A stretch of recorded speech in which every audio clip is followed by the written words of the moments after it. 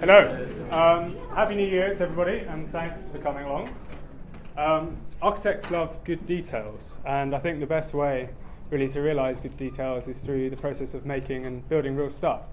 At that point, I think I should introduce Vicky Thornton, who has a great deal of experience with making things and designing.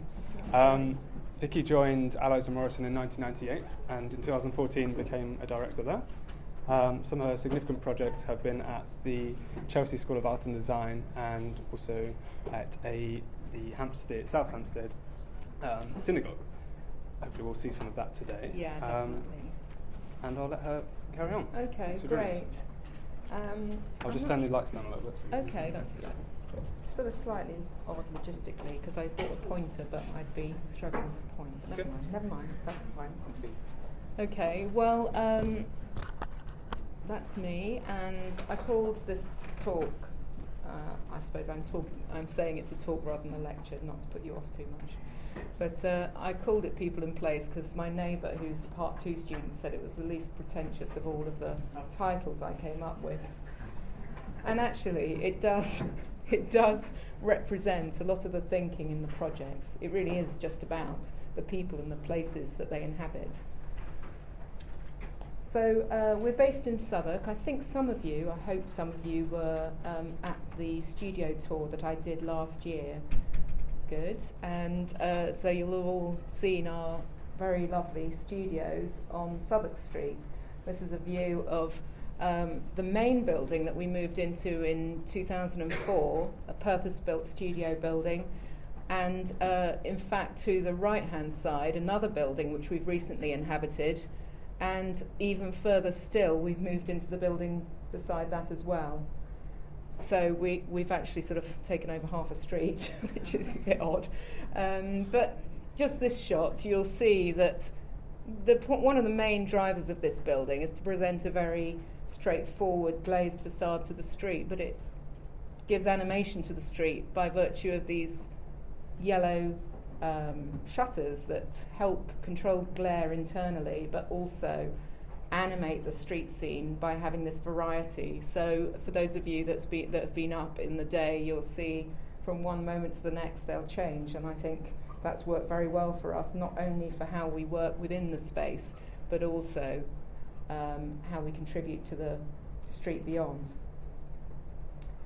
This is the middle building. I put this one in rather than the sort of spanking new offices, although they are coming on for a decade old, just to show that, that existing warehouse building, some of the characteristics and personality that is embedded in that building, we retained, and by, as you can see, keeping the timber structure and exposing the brickwork, it delivers really a kind of a very much more intimate environment that you might necessarily expect from a practice of 340 strong. And also we've got our own cafe.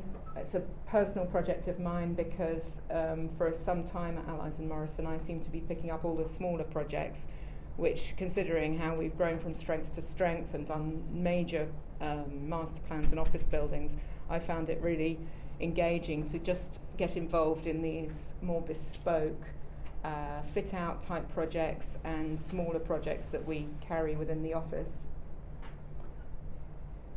So this statement sounds a bit sort of megalomaniacal, but really it's trying to make the point that as architects we all hope to influence our cities, but also to get involved in the detail. I would say that the maestros of this would be the likes of Carlos Scarpa and Alvar Aalto, and whether we fit into that category or not, you will judge. But essentially, it's moving from the macro to the micro and taking a piece of the city, or even in some cases with our international work, the majority of a city, and considering it in the same way as you might do the detail of a door handle. So just to exemplify that, one of our major projects over the last few years was the master plan of the Olympics in 2012. I'm not sure if any of you managed to get there, but you may recognise the main stadium in the middle. But if you'll see if you see here all of these green spaces and the buildings that enclose them and surround them are all part of a wider master plan that we developed over a series of probably 2 to 3 years with the Olympic team. So an aerial view, this is a CGI, and actually if you were to fly over the Olympics today, it doesn't look too dissimilar to that. A lot of those main infrastructure works are still in existence. You've got significant buildings such as the aquatic centre and the velodrome, and of course the only partially successful sculpture in the middle, but that's just my view. So these models, these large-scale models, you may, for those of you who came to our office, have seen them. I mean, they're the size of a double bed, and they're huge, but they do show the progression from the original area here, where all of those grey buildings were industrial buildings. So that's what the master plan was contending with, clearing the way and knitting a new world into the existing fabric of East London. So in 2012, this is what the master plan looked like, but very much in mind, and all the way through the work on that project was the legacy, which is basically what happens after the games. And that third slide shows that in 2024, a lot of that infrastructure work and a lot of the networks that were set up play out to create commercial and residential spaces, all tying together to sort of take forward the Olympics into a world that London can enjoy and inhabit. Certainly there's a lot of housing in this area here, and as the taxi driver who brought me here tonight said, there's all these houses coming into these cities and not enough space for them, and this is a perfect place for new houses coming into the city. We also designed and built out several buildings and infrastructure works within the Olympic Master Plan. This is the media centre, and then moving forward you'll see in the foreground a bridge of one of many that we designed and built, and they will have their individual characteristics, but essentially just linking pieces that tie the whole master plan together. Moving down a scale but not insignificant, and for those of you that use the high-speed train into London, you'll come into King's Cross at St Pancras. The actual train station is here, St Pancras there, and our work there has involved a significant portion of this part of North London. We've got office buildings, of which we've actually built one ourselves at 2 St Pancras Square here, and there's a lot of office accommodation, understandably close to the transport hub that is the 2 stations, and then beyond that there's St Martin's College of Art, Granary Square, if anyone's visited, and then beyond, I'm actually at this moment working on a building here with Maki, they're Japanese architects, for the Aga Khan. So other buildings have already been established as you move further north. Possibly about 30% of them have been built to date. And you'll see the gas canisters here. They're a particular motif, if you like, or a historic feature of King's Cross. I put this slide in just to show the network of green spaces and the canal that runs through it. This is the canal here, and there are significant green spaces that tie all of these buildings together. To the top is a view looking at St Martin's in this in the warehouse building here, and in the foreground Granary Square, and how it bleeds down and provides lots of open public space down to the canal itself. And today, or at the moment when they decided to put AstroTurf on them, but it's not there now, is the steps down to the canal, which are a really popular public space that allows people to just sit south-facing. And then Granary Square itself has these fountains in it, which are hugely popular with the students and public alike. It's just a really, playful way of dealing with hard landscaping. It's robust, it's straightforward, and yet it has all of this energy to it. These two slides back to back show the A to Z of London as it was before our intervention with the master plan, and the depots and all of the various sort of hinterland that existed. And then today, the master plan is now part of that A to Z, and it does really begin to make sense of how these roads connect in through, so that those streets and spaces that are connected, that are proposed and have been played out, really make sense with the way the street pattern works, so that it's just so straightforward. I mean, it kind of looks as if, isn't that just the A to Z today? But actually, that's a sort of graphic reworking of, I don't know if whoever publishes the A to Z have caught up with it. But this is our own in-house graphics team saying, well, that's what we've done. We've knitted it into the city. The final in this series of 3 projects that I'm going to show you is the Royal Festival Hall. It's obviously a smaller scale, although hugely significant. In 1951, it was built as part of the Festival of Britain, and the photograph of as it was then. Today, just the amount of light and energy that you can see in the building speaks of its contribution to the South Bank.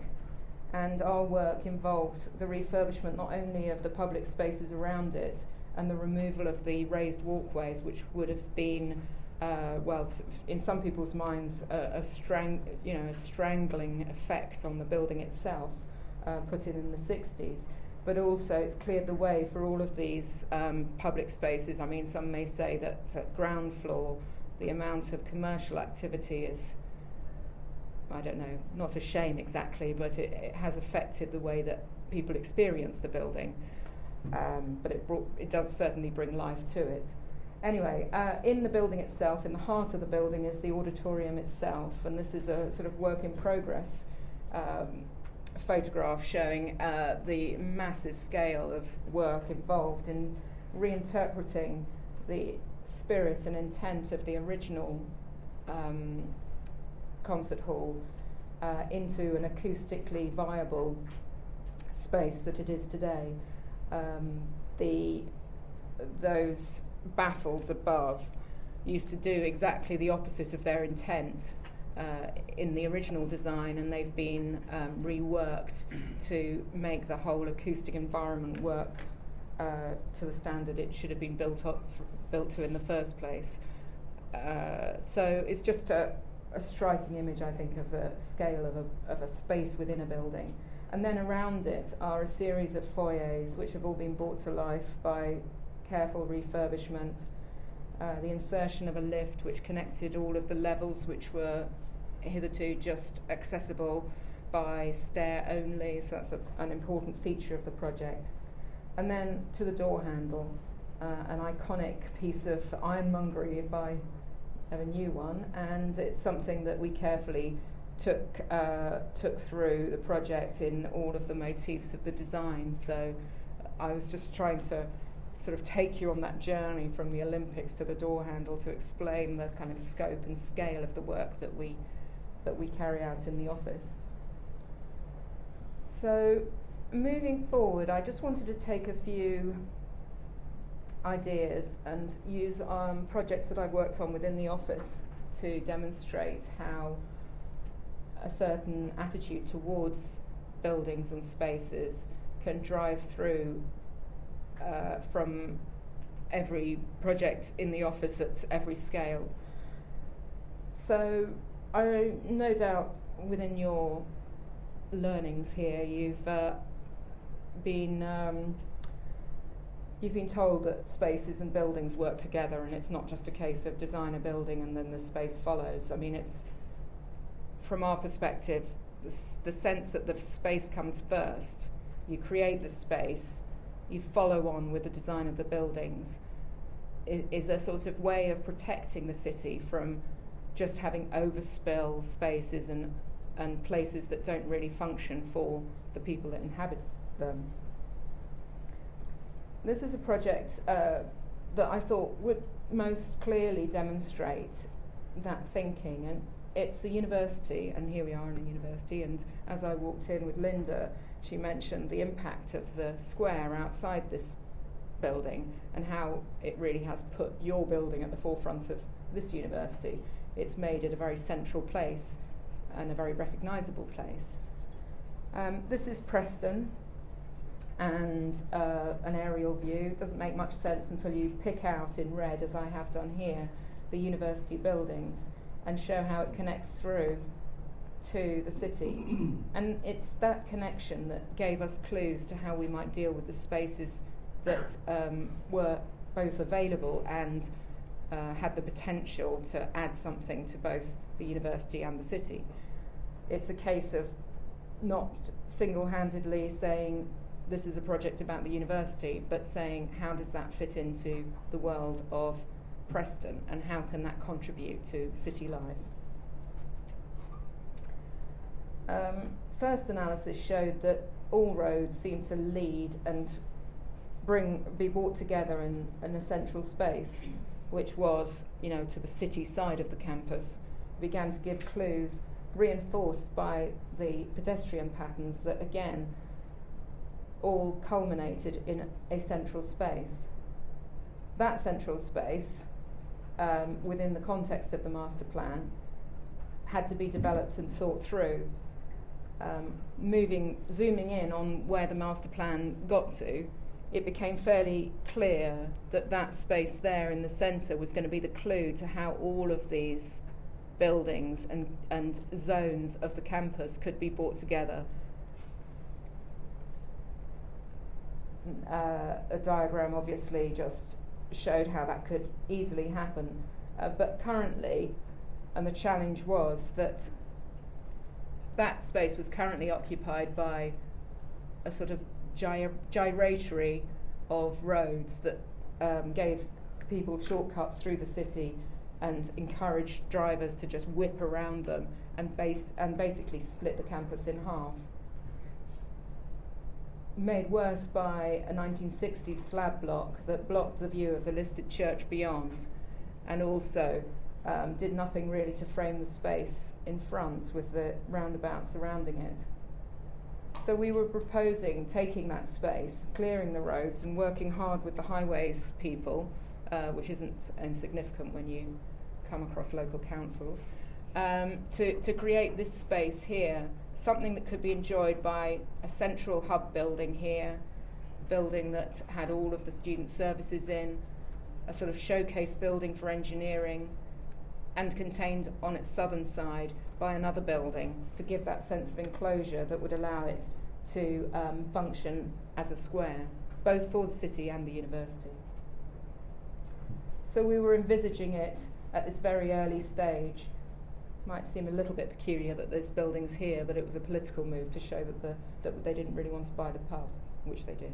So that's why it's in there, but it's a better scheme without it. But meanwhile, you can see this hub building. It's not, this is just an illustration. It's not a proposal of ours per se, although, someone's had some ideas about how it might be open at ground floor and cleverly link through to the church beyond.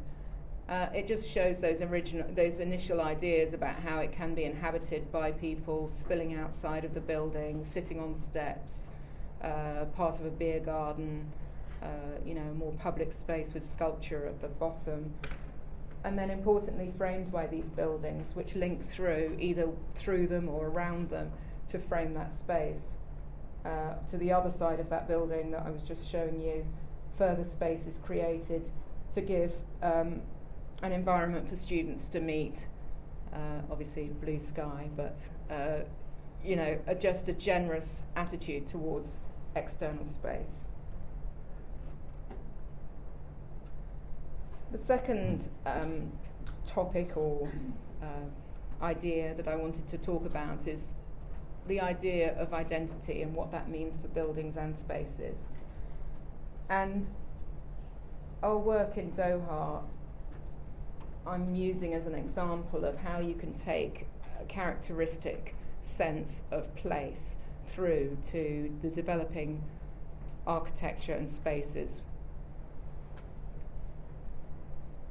This is Doha in the 50s, unsurprisingly not hugely developed, very low scale, but its importance as a port is obviously already establishing itself. And today it sprawls further out through suburbs and ring roads and all the things that you'd expect of a growing city. These areas here are all the projects that we've been involved with, and the Masherib master plan project is this piece here. We've also built out a barge and are looking at other areas, but it's a significant chunk of this city.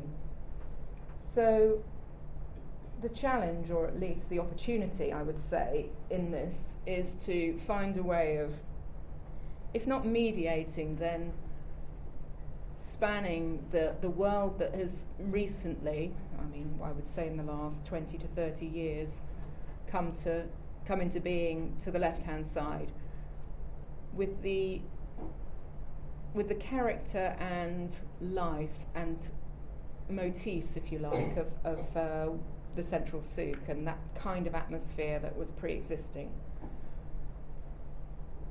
And this is done through intensive and careful study of the kinds of buildings, the kinds of materials. It's something that you don't arrive at without study and without some intention of uncovering what's beneath that surface and what is on the surface. It's really an important part of our work that we look into the character of a place and what was there before.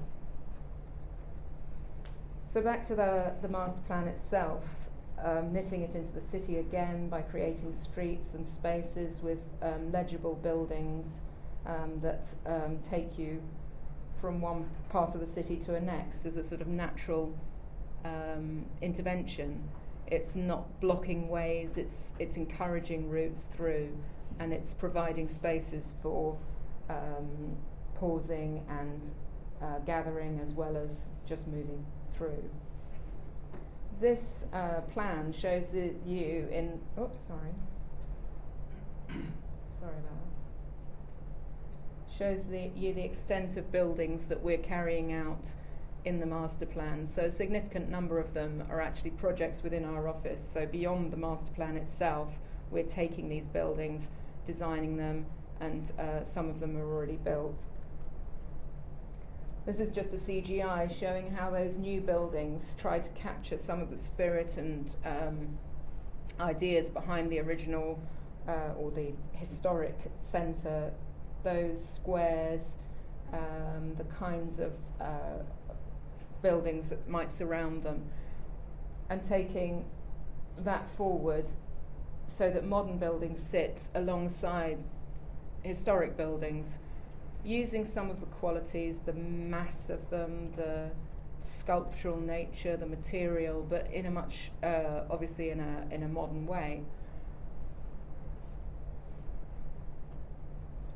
And finally, in this series, describing this master plan, one of the key spaces, the main square within the master plan, and the new buildings that surround it, and trying to say something about a new future for Doha that isn't about the skyscrapers of the previous image, and it's much more tuning in to what that culture, the climate, and the spirit of it is about.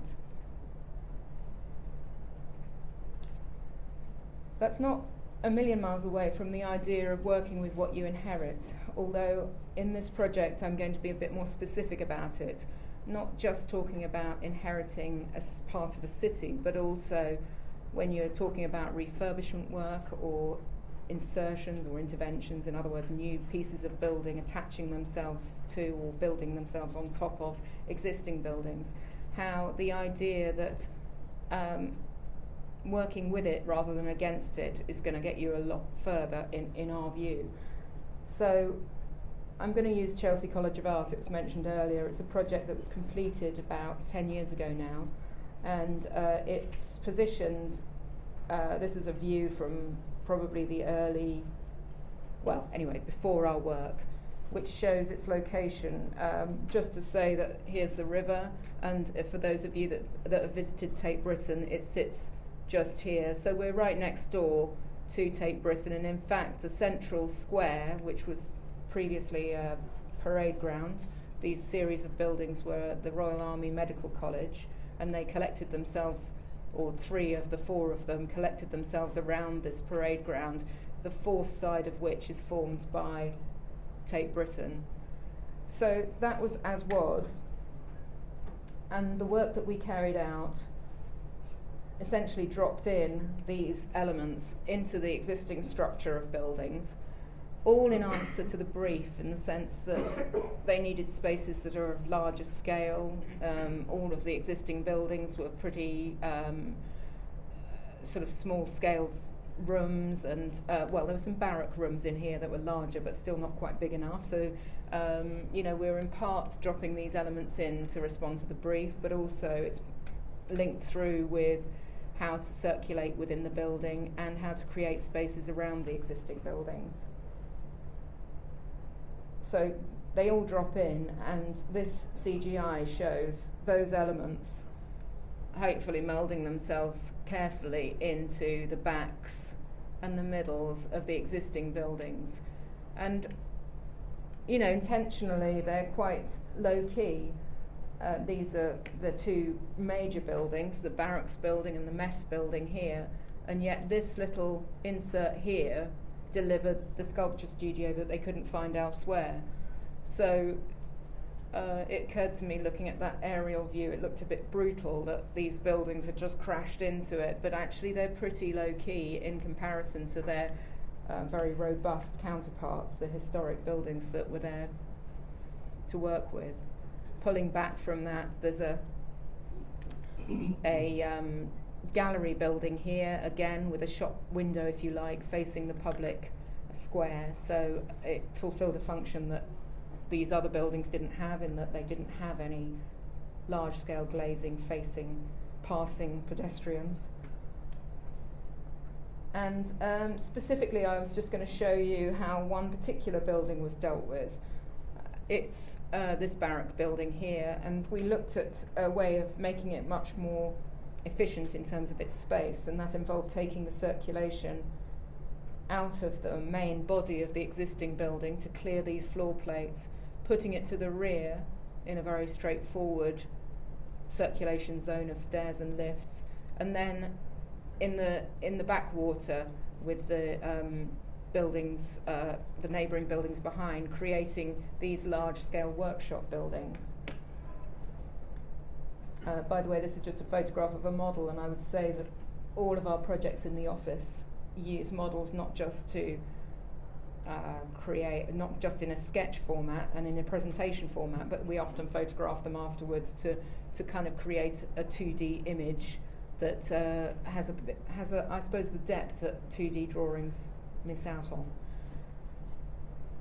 So that was the back of the building as was. It was pretty much a mess, and it wasn't cared for very well by the Royal Army Medical College because it was their backyard. But what we did was, by putting this rodded screen to collect together all of the circulation, and then below you'll see the roof to the workshop buildings, we created internal spaces that made sense when you were within the building, that you could move around easily within. And then they accessed existing spaces that could be used for looms. That's the kiln going into the workshop building here, with that sloping roof you might recall from the sloping lid of the previous image, or the image before. All giving them spaces that they could use, really robust spaces. And you can see this isn't fussy stuff. This is just saying, here's some block work and here's some exposed concrete. Art students really don't need to be presented with perfection, because they just want to use it in the way that they find. That's the outside of it. And sort of feeling that sense of not touching too much of the building. Decisions were made, and this is working all the way back to that initial statement about working with what you inherit.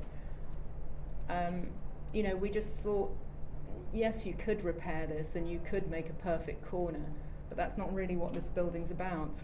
By inserting this new staircase, which is pretty simple in itself, and it could have been, well, one hopes that it will stand the test of time. You can just place one thing next to another, and I think that was the sort of taking it from the macro again of working with what you inherit when you find a piece of the city and you try and weave your way through it, and all the way to these kind of interventions. The message is just don't try and change what's already been before in this work that I'm showing you. I'm sure other people will have different views. The final project is talking a bit about the cultural contribution that these buildings make within a city or within a place.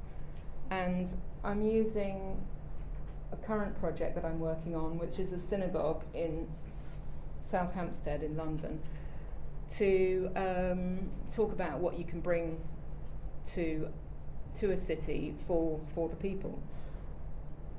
This project's just north of Chalk Farm, so it's very close to Camden, and it's bedded in a very residential area here, and surrounded by people who don't really want it to happen, basically.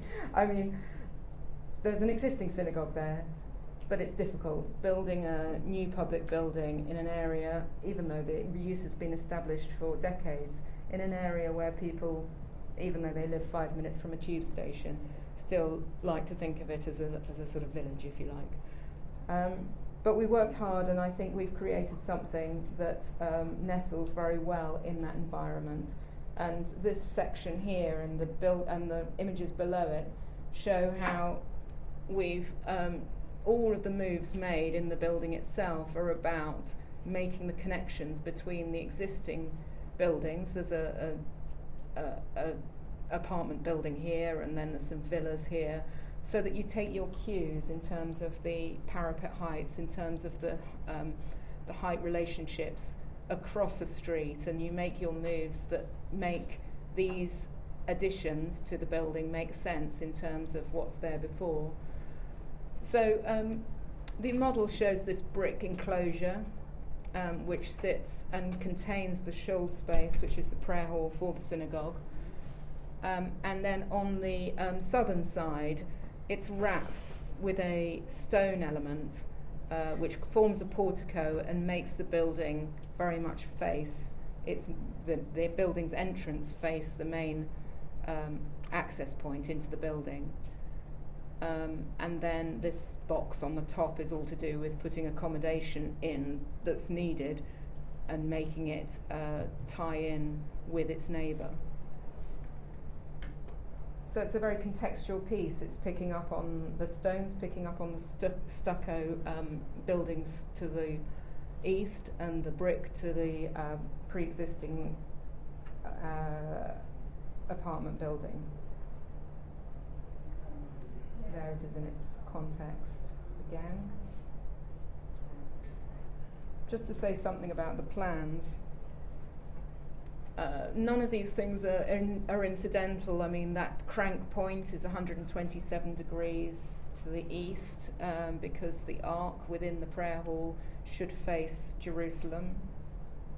The stairs anchor the building at both ends, and there should be, and hopefully is, a legibility in the plan that you always connect those stairs, and then you've got the smaller scale spaces to one side and the larger scale to another, repeating floor by floor. The core expresses itself externally, and it's a very enclosed building on one level, but it begins to open up as you go up the building, and you have more public spaces, or at least spaces that require more light.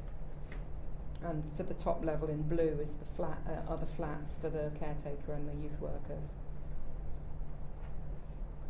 So just speaking again about the materials, we are using this Portland stone to create this large-scale portico to signify the entrance to the building, which is here. There's a screened box here, which is where the library is, in front of the prayer hall. And then the brick carefully modulated and cut into where light is required internally. And then to the top we were using patinated bronze as a way of trying to reconcile the top of the building with its neighbour and separate it from the main body of the building in brick below. And that's a view from the street. We're just about to go to tender, so this view is CGI. It picks up on all of those elements that I've discussed, and it's a set piece. It's one of those things where every detail's different. We're finding that out with every drawing we produce, and we're hopeful that it's going to have a meaningful presence in this part of London. And that's it. Bravo.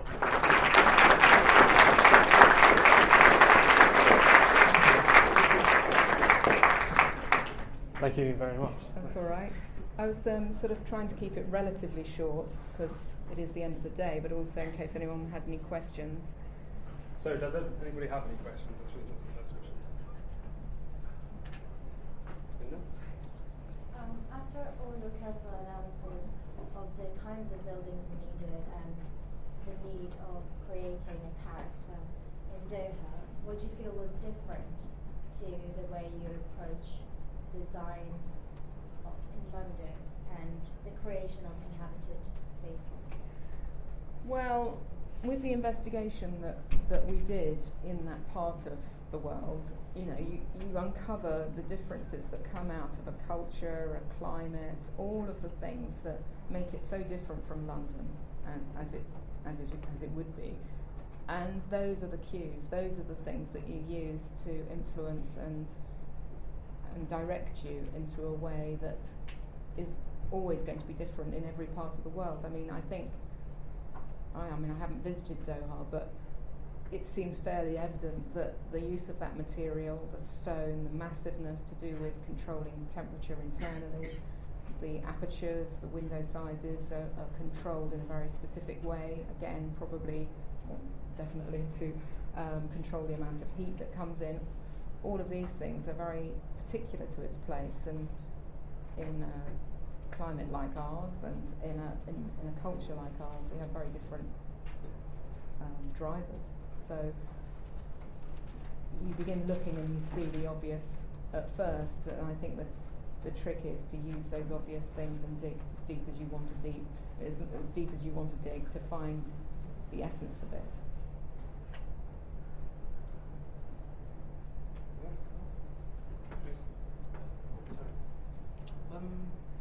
In looking at your work, one question that I'd like to ask is, what are the hidden rules to your design process when it comes to picking the materials that you use for the exterior and the interior of your building?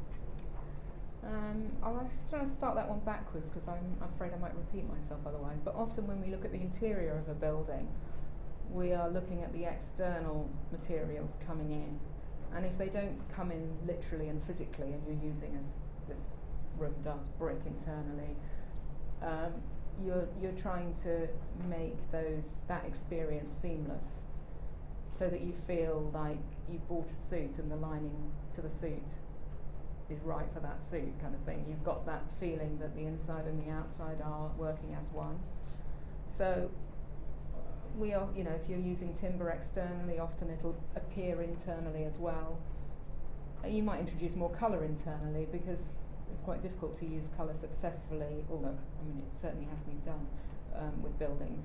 So colour comes into play more often internally, but I would say that ideally you would find the inside of the building reflecting the intent of the outside. And then your first part of the question was what materials do you select and why? And it was interesting doing the crit that I did late last year here, seeing how people had taken different attitudes to materials, and whether you wanted to say, well, I want to speak of something different within that context, and I want to say that this is a metal building because everything around it is something different, is a path to be taken. And I think every building you treat on its own merits and its own case. So the building that's up in front of you now is saying, let's respond very clearly to its context and choose materials that, if not match identically, have the same character as the nearby materials. So these houses here are all stucco, so they're all white rendered essentially, and then this Portland stone, it's a public building, so it should, we thought, be more important than stucco, so we made it Portland stone. And then this is a brick, as its neighbour is. So it's sometimes to do with finding, cues from your neighbours, or saying, I'm doing something different, and then all things in between, of course. But in this particular case, I think we would have buildings in our office, and I know we do, that aren't really as contextual as this one, that would be more about speaking of difference. So I think there's lots of considerations that might be brought in on that one.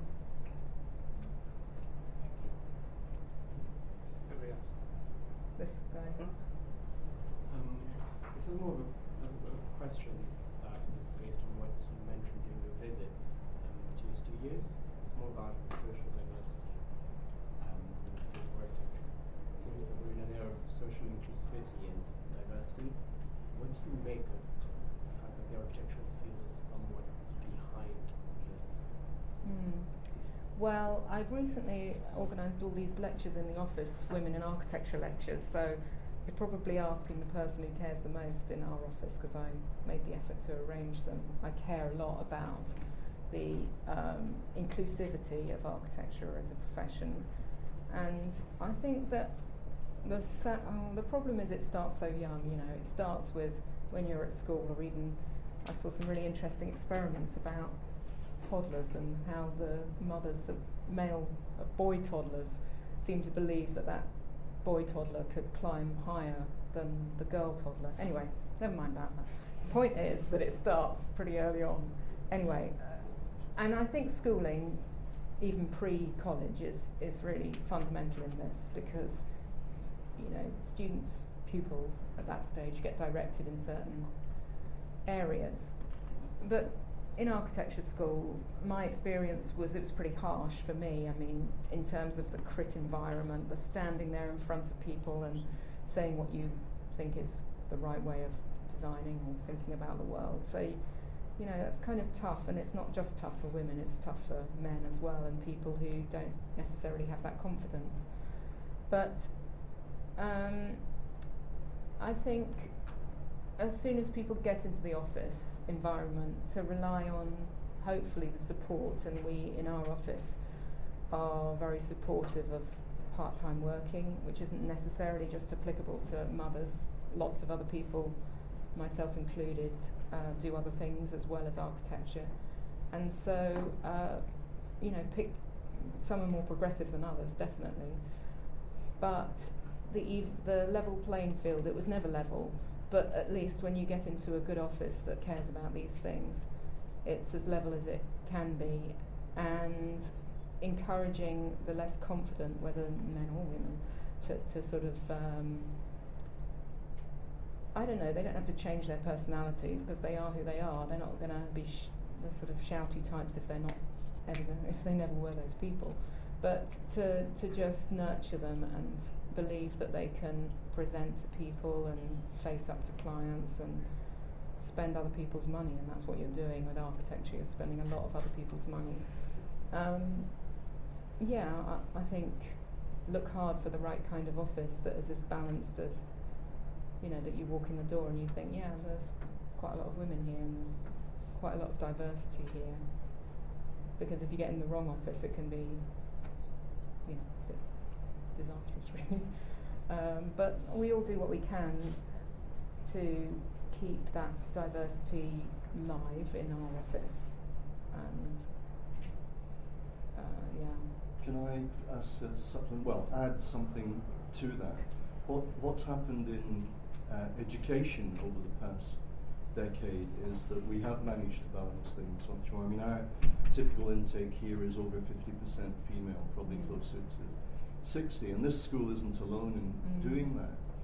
However, once they enter the profession, the fallout, dropout is phenomenal. Yeah. And when you talk about good offices, and I think what happens is we generally try and invite people from strong offices with a good ethic in terms of who's employed there.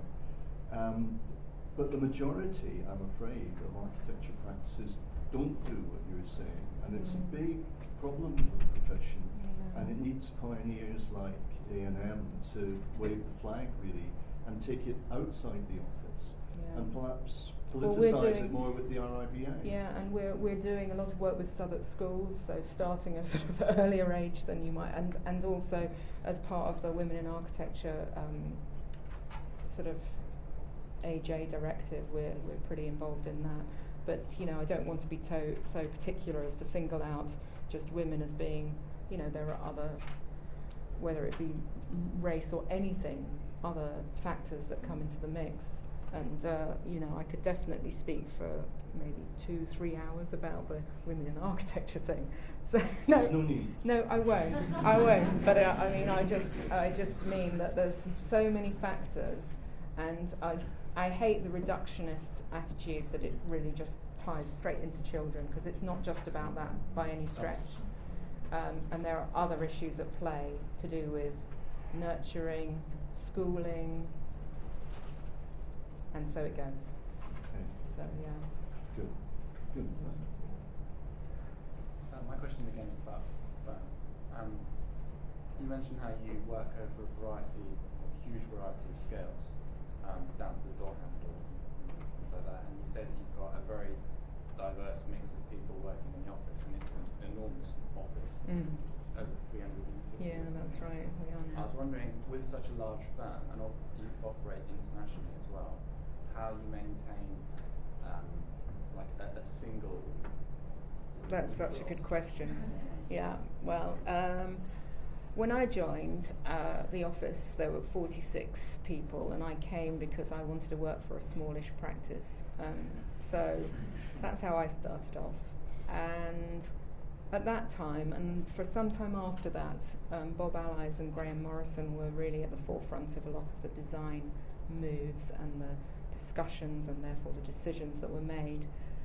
And then, of course, we got bigger as we got more successful, and more partners were made. And now there's a sort of tiered system whereby people like me, I always talk to either Bob or Graham, because I've kind of been there too long that I can't think that they're the sort of go-to people for me.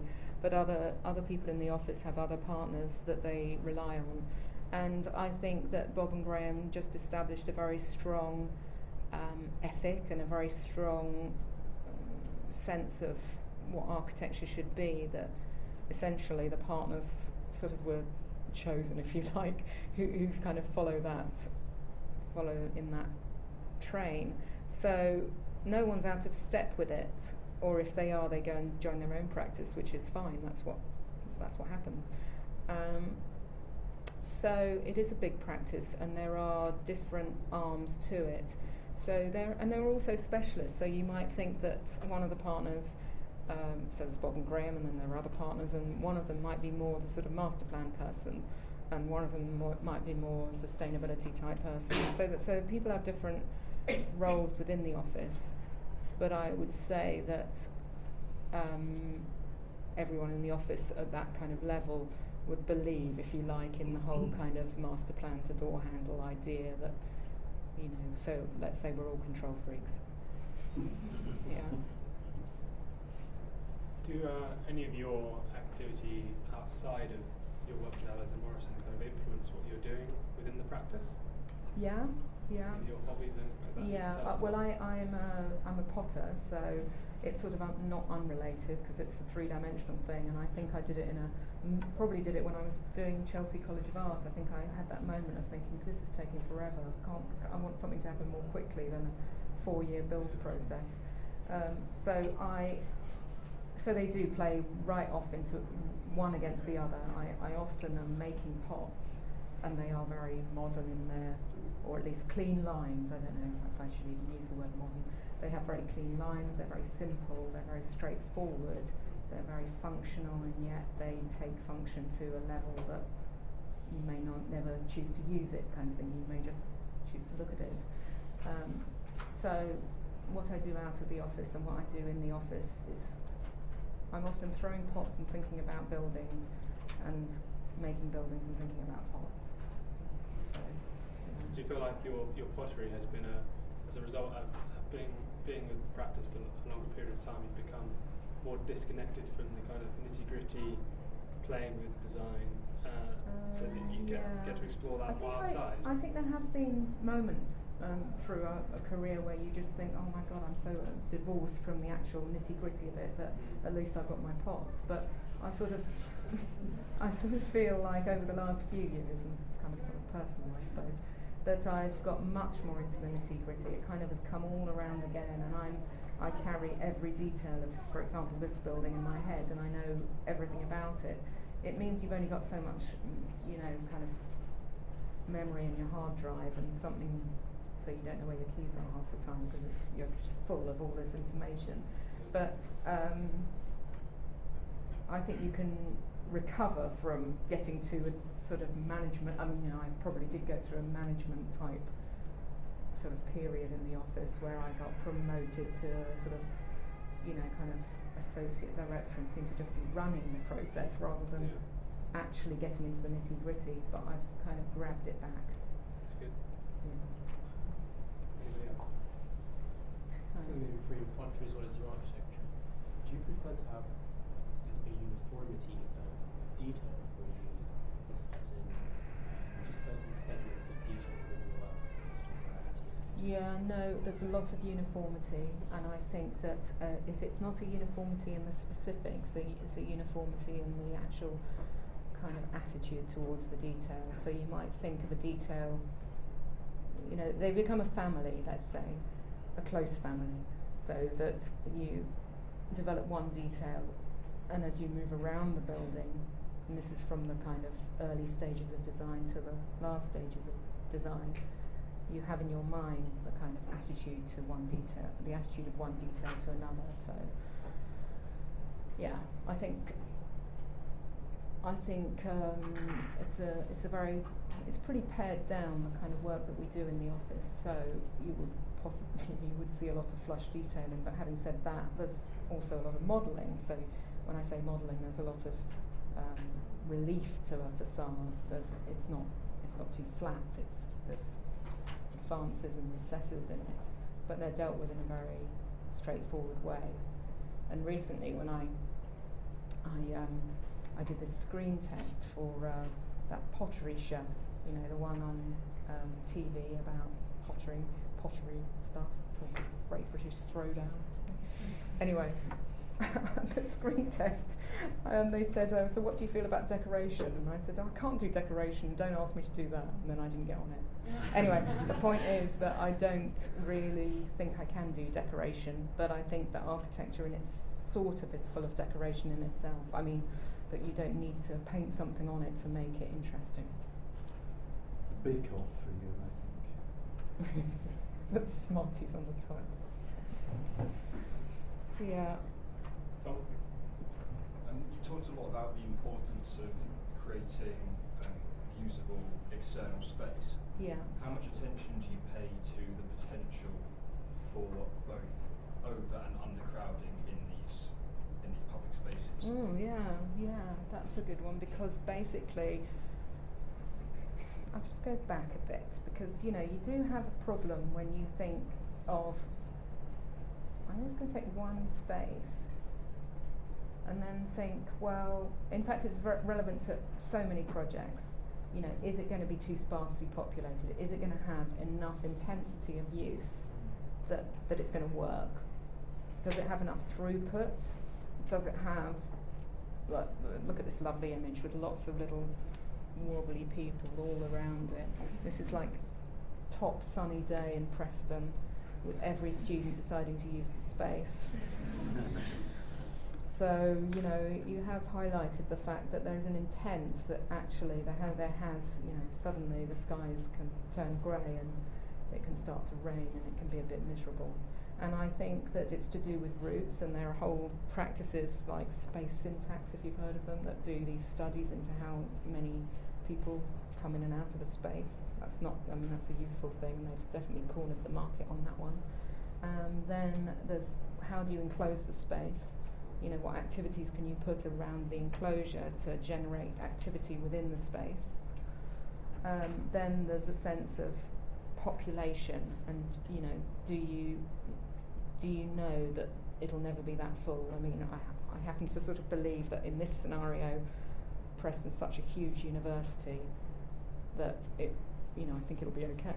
But it's to do with containment, activity, interrogation of movement. But none of these, you know, all of these things, they come together through the design process. And so one simple move that you might make, I mean, you know, without these considerations, can be a disaster. And certainly there's some pretty dire examples in the 60s where there was no, I actually like a lot of 60s architecture, so it's not as if I'm saying that was just a complete disaster area.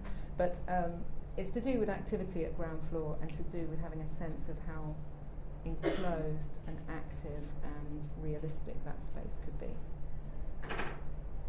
Most people can't do it alone, so you'll end up with traffic engineers and other people all part of that mix of decision making. Yes, you have a question. So it's kind of like a two-part question. So the first question I'd like to ask is, what do you think your architecture speaks of? Like sustainable? Does it speak sustainability or non-sustainability? And if so, why is it that it's not getting as much recognition as the work of star architects like Southwark did and Foster? Well, I think in our office, pretty early on, I mean, depends. You could imagine that 10 years ago, suddenly sustainability became less of a kind of multi-syllable word that was occasionally used and more of a kind of every meeting, everyone's talking about it kind of thing. And I think in our office, there was an expression that we can't go down the eco-bling route. It's not about expressing your sustainability in your architecture, that it doesn't need to be that way. Some architects do that successfully, or at least that's their intention, but we're kind of pretty quiet about it.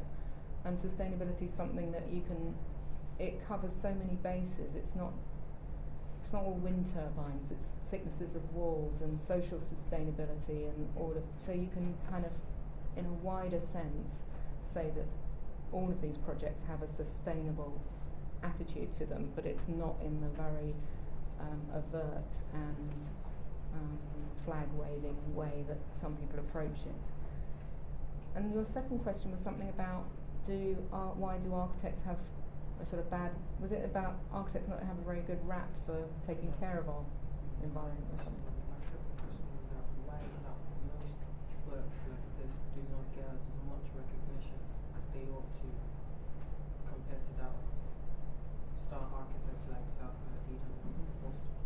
Well, there's another lecture that I think might still be online about iconography, I suppose. It's about basically certain architects having a view about their buildings being more iconic, as in they're making a statement of intent about the architect and about the object and about what that is in the city.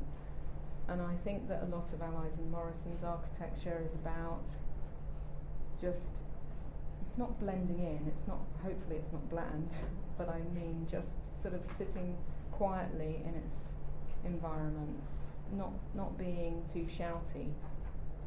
And if you think about what shouty is, I mean that's why, you know, buildings that have more presence, as in more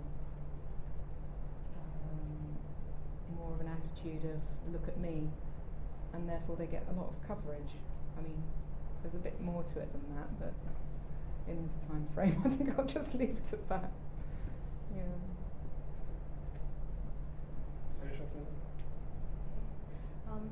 What are some of the first elements that express potential and that interest you for your projects to essentially start and fight for consent to create influential schemes that affect surroundings? Well, I do a lot of work in the office to try and get planning consent, so you do start early on that mission, and sometimes it's a tough journey.